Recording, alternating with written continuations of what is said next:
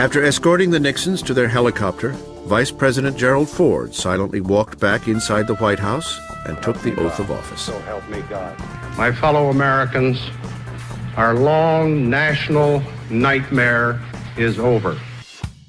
Number 38, Gerald Ford, Republican, 1974 to 1977, 61 years old, from Michigan. As Jerry Ford stepped into the White House, he walked into a house of turmoil. Ford faced the still pending criminal indictment of Nixon, an America which felt betrayed by Washington, and a Congress eager to reclaim power they felt had been usurped. If anyone had the ability to heal the nation after Nixon's resignation, it was Jerry Ford. He was open and honest, with a history of consensus building. Our country sometimes has a magical ability of coming up with the right person for the time. And after Richard Nixon, you really needed a Gerald Ford. Gerald Ford was the most decent man I've known in the presidency. When he heard about the Nixon enemies list, he said, any man who has to keep a list in order to remember his enemies has got too many enemies. Right away, Ford became frustrated with his inability to preside over the business of the nation. Are you saying, sir, that the option of a pardon for former President Nixon is still an option? He was spending upwards of half his time dealing with issues relating to Watergate. So I make the final decision. And he said at some point, we've got to cut this off. I've got to govern. We've got to deal with inflation. We've got to deal with Vietnam. We've got to deal with the Soviets. We've got big issues out here. So he said, I'm going to cut it off.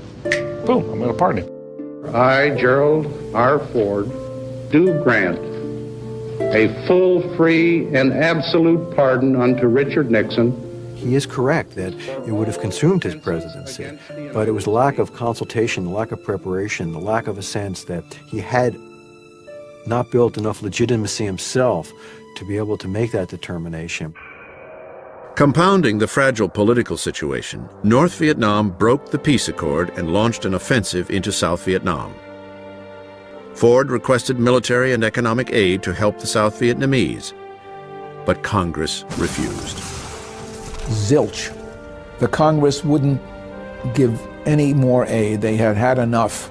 The Congress, knowing nothing of the private commitments made between Kissinger and Nixon to President II, just pulled the plug on Vietnam and unleashed one of the great terrors of people seeking freedom.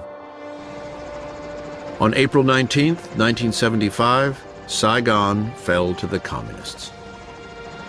There's certain things that will be seared in our collective memories about presidencies. The helicopter from the Saigon embassy is one of those. We were evacuating, and people thought we would lose our credibility. People thought it would be the end of America's influence in the world.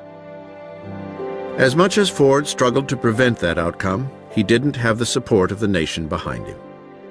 Only with time has history been able to look back at Ford's presidency and see, without the emotion of Watergate, what he accomplished. I asked him what he wanted his legacy to be, and he said, what I really want is to leave my country better than I found it. And he did. In the 1976 election, Americans wanted to get Watergate and Vietnam behind them, and they would turn to a true Washington outsider as the next occupant of the White House.